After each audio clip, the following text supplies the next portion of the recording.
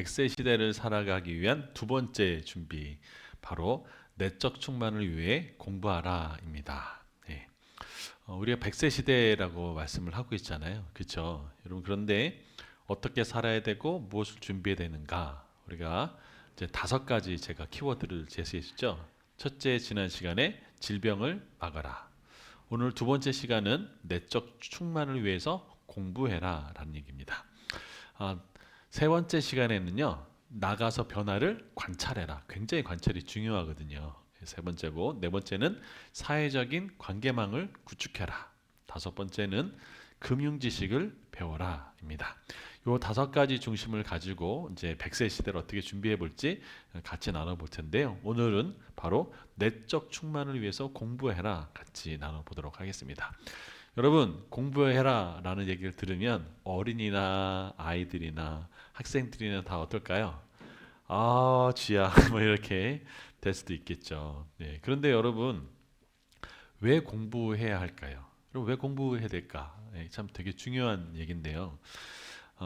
오늘날 우리가 살고 있는 시대는요, 급변하는 세상 속에 살고 있습니다. 그래서 옛날에는 나이가 많고 경험이 많고 또 배운 것이 많으면 지식의 양이 달랐어요. 근데 요즘은 어떨까요? 요즘은 그렇지 않아요. 예, 옛날에는 지식의 양이 많았기 때문에 오래되고 경험 많은 사람들한테 존경도 받고 또 이런 많은 그런 어떤 베네핏이 있었다면, 요즘에는 지식이 폭발적으로 늘어날 뿐만 아니라 이 그 지식을 가지고 우리가 이제 할 수 있는 것이 너무나 많아졌기 때문에 지금은 엄청난 기회이자 엄청난 위기인 시대를 살아가고 있어요. 여러분, 그리고요, 변화의 실감을 어떻게 확실할 수 있느냐? 여러분, 이제는 도구를 완전히 다르게 사용하는 인류가 태어났어요. 그게 누구냐? 여러분은 연필이나 볼펜을 쓰셨잖아요, 그렇죠? 저만 쓰셨나요? 쓰셨잖아요, 그렇죠? 근데 요즘에는 연필과 볼펜을 전혀 쓰지 않는 새로운 인류가 있어요. 그게 누구냐? 바로 알파 세대라고 하는 지금 초등학교 저학년들이 바로 이들입니다. 여러분, 이들은요, 아날로그란 걸 한 번도 경험해보지 못한 거예요. 오히려 AI고 로봇이 너무나 익숙해져 있고요. 또 기계와 일방적으로 소통하는 것에 너무 자연스러운 세대예요. 그래서 이들은요, 완전히 다른 세상입니다. 이게 무슨 얘기를 하냐?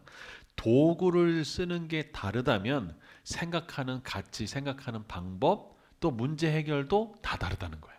그러니까 이 세대가 지금 이 알파 세대라고 하는 것들이 지금 여러분 초등학교 아이들이 지금 벌써 하고 있어요. 그래서 초등학생들은요, 지금 뭐 디지털 교과서 해가지고 책이 없도 막 이런 얘기가 있잖아요. 그래서 일부 어른들은 어떻게 책이 없을 수 있냐 뭐 이런 얘기도 하지만, 어쨌거나 이 고도화된 이 문명 속에 살아가고 있고요. 어렸을 때부터 아이들은요, 어떤 게 노출됐을까요? 학습도 태블릿 PC로 가지고 다 합니다. 영어도 하고 뭐 수학도 하고 다 해요. 완전히 다른 세대가 일어나고 있죠. 그래서요, 이제는 정보는요, 누구에나 공평하게 제공되는 시대를 살고 있습니다. 인터넷만 연결되면 다 돼요. 여러분, 그래서요, 왜 우리가 이 정보를 뭐 얻느냐 못 얻느냐 그렇게 중요하잖아요. 그래서 여러분, 이 부모님이나 스마트폰 교육도 많이 활발하게 돼 있었죠. 그래서 스마트폰이 엄청나게 많은 일을 하고 있는데, 여러분 그거 아세요?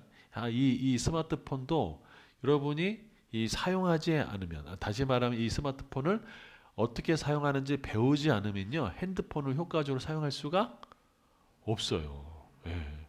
핸드폰을 효과적으로 사용할 수 없기 때문에 심지어 어떻게 핸드폰을 효과적으로 사용하는지 배운단 말이에요. 여러분이 핸드폰을 가지고 어떤 식물에 갖다 대면 그 식물이 어떤 건지 찾아줘요. 심지어요, 이 핸드폰을 가지고 어떤 물건을 딱 대면요, 이 물건을 생산하는 공장도 찾아줍니다. 어마어마해요, 요즘에. 하는 게 엄청나게 많죠. 그래서 하고 싶은 요지는 뭐냐? 배우지 않으면 핸드폰도 뭐 할 수 없다? 사용할 수 없어요. 그렇죠? 여러분, 이 배우지 않으면 우리가 어떤 일이 벌어질까? 예, 여러분요, 심리적으로도요, 배우지 못하면 마음이 뭐가 될까요? 위축돼요. 예. 여러분, 호서대학교를 설립했던 강성규 박사님은요, 95세의 나이에 내가 정말 후회한다 라면서 이제 투고를 하셨어요. 동아일보에다가. 그분이 이제 뭐라고 얘기했냐면, 나는 95세 때에 어학 공부를 시작하겠다라고 해요. 여러분, 95세에 어학 공부를 시작하겠다는 거예요. 그런데 이분이 실제 몇 세에 돌아가셨냐? 언제 돌아가셨을까요? 103세에 돌아가셨어요. 그럼 95세 때 그가 공부하는 단 한 가지 이유가 뭐냐면, 내가 이제 105살 때 10년 후가 되었을 때도 아무것도 왜 하지 않았지라고 뭐 하지 않기 위해서, 후회하지 않기 위해서. 여러분, 95세에 이 강성규 박사는 배움을 그럼 왜 시작했을까라는 거예요. 여러분, 배움은요, 같이 한번 읽어볼까요? 시작. 배움은 사람을 사람답게 만들어 줍니다. 굉장히 중요한 얘기입니다. 배워야 사람이 사람답게, 존귀하게 돼요. 여러분, 우리가 그런 얘기 있죠. 사람은 무엇인지 할 수 있다라는 얘기를 해요. 여러분 동의하시나요? 예. 그럼 어떻게 하세요? 뭐든지 할 수 있다면서요. 배 만들 수 있으세요? 아니, 사람은 뭐든지 할 수 있다고 얘기했는데 배 만들 수 있어요? 그랬더니 못해요. 여러분, 우주선 만들 수 있어요?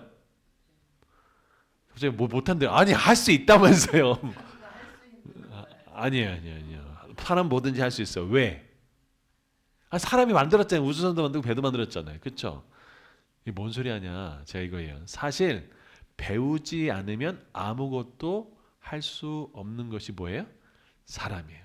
여러분이 배를 못 만든 이유, 저도 배를 못 만든 이유가 있어요. 뭐죠? 안 배웠으니까. 여러분이 로켓을 못 만든 이유는 안 배웠으니까.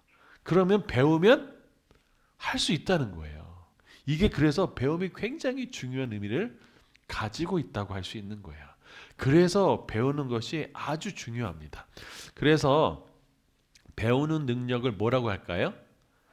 빨간 글씨 한번 읽어볼까요? 시작. 학습 능력이라고 해요. 내가 뭘 배우는 것을 학습 능력이라고 합니다. 여러분 한번 생각해 보세요. 아이가 이제 막 태어났어요. 응애 하고 태어났단 말이야. 이 아이가 여러분 로켓이나 비행기나 핸드폰 이런 거 만들 수는 없겠죠. 그런데 이 아이가 태어나면서부터 뭐 이런 걸 할 수 있는 것도 아니고요. 사람이라는 존재 자체는요. 그 동물과 달라서 동물은 태어나면서부터 걸을 수 있어요. 태어나면서부터 어떻게 할 수 있는 뭐를 가지고 있을까요? 본능이란 걸 가지고 있어요. 그런데 사람은요. 태어나면서부터 뭘 할 수 있을까요? 배워야 돼요. 배워야 가위 이렇게 돌리기도 하고 일어서기도 하고, 배워야 책을 읽을 수도 있고, 배워야 음악을 들을 수 있고 하는 것이죠. 그래서 배우는 것이 그렇게 중요한 거야. 여러분, 우리가 점점 나이가 먹으면서 배우게 되는 것을 이야기하죠. 여러분, 여러분 요즘에 아주 피아니스트 중에 굉장히 핫한 피아니스트가 있어요. 누구냐? 바로 임윤찬 군이에요. 엄청나죠? 뭐 이 피아노로 지금 엄청난 일을 했어요.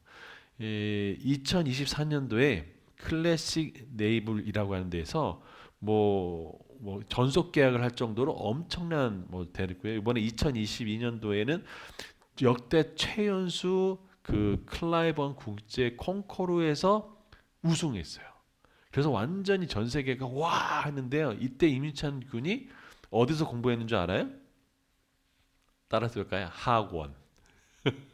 그래서 전 세계 사람들이 도대체 대한민국의 학원이 어떤 거야? 뭐 이렇게 물어봤을 정도로 이민찬 군이 피아노 일반 동네에 있는 피아노 학원 가서 열심히 피아노를 친 거예요.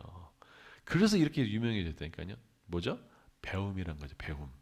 여러분 이민찬 군이 18살에 전 세계 콩쿠르에 엄청난 우승을 할 수 있었던 것도 배웠기 때문에 가능한 거잖아요. 그렇죠? 이게 되게 중요한 얘기죠. 여러분 아까 95세에 이 강성규 박사님이 95세 때에 내가 어학 공부를 했다면 뭐가 없을까요? 따라해 보자. 배움에는 늦음이 없다. 예, 진짜요. 여러분 배우는 것에는 늦음이 없는 거예요. 네. 그래서 어떻게 하면 될까요? 그걸 할 수 있는 방법을 개발하면 되겠죠. 그것을 찾아보면 되겠죠. 어떻게 해요? 길이 있다니까요. 그걸 설명해 드릴게요. 자, 일단은요. 우리가 배움을 갖는다, 학습 능력을 갖는다는 것에는요. 5가지 아주 심리적인 유익이 있대요. 어떤 유익이 있는지 제가 하나씩 설명해 드릴게요. 배움에는 이 심리적 유익이 있는데 첫 번째 뭐냐면 같이 한번 읽어볼까요? 시작. 자존감과 자기 효능감의 향상입니다. 자, 이 자존감과 자기 효능감의 향상이란 것은 이런 걸 얘기해요. 우리가 새로운 걸 배우잖아요. 그리고 뭔가 도전하잖아요. 그래서 성취하게 되면요. 그 가운데 우리가 뭘 얻게 될까요? 자존감이 높아져요. 여러분 책을 한 권 딱 읽고 나면요. 와, 내가 이 책 하나 읽었어 라고 하는 자존감이 생성이 되는 거예요. 그래서 새로운 기술이나 지식을 습득할 때 우리는 나에 대한 신뢰감이 생기는 거예요. 옛날에는 몰랐어요. 이게 뭔지도 몰랐는데 알게 되는 거예요. 그래서 뭐 어떻게 할 수 있고요? 따라서요. 나는 할 수 있다. 이게 내가 자기 효능감이야. 나도 할 수 있어. 나도 시작하면 돼. 라고 하는 것이 자기 효능감이죠. 그래서 이러한 자기 효능감은 우리가 더 큰 도전을 향해 나가게 되고 목표를 이루는데 아주 중요한 원동력이 됩니다. 그래서 배우는 것이 이렇게 중요하다. 내가 좀 자존감이 떨어졌다면 뭐 하기 시작하면 돼요? 배우기 시작하면 되는 거예요. 도전해 보는 거예요. 그렇죠? 이제 사실 쉬울 거야, 안 쉬울 거야? 이유가 뭘까요? 안 될 것 같은데. 우리가 이런 생각 때문에. 그래서 배울 때, 도전할 때 이런 것이 중요하죠. 두 번째는요. 배우게 되면요. 스트레스가 감소해요. 아주. 그리고 긍정적인 감정이 증가합니다. 여러분 스트레스가 주는 것은요. 뭔가 배울 때 그 즐거움이 이 어려운 것들을 상쇄해 버려요. 그래서 이 두뇌를 자극하는데 배움만한 것처럼 좋은 게 없대요. 뭔가 배우게 되면서 한번 머리를 왜 우리가 하잖아요. 딱 머리 치잖아요. 그게 머릿속에 뭐가 있느냐면 도파민과 세로토닌이 분비를 촉진하게 돼가지고요. 우리가 어떤 감정이 되냐면 긍정적인 감정이 들어요. 와, 나도 이거 배웠네. 이거 할 수 있네. 라는 것들.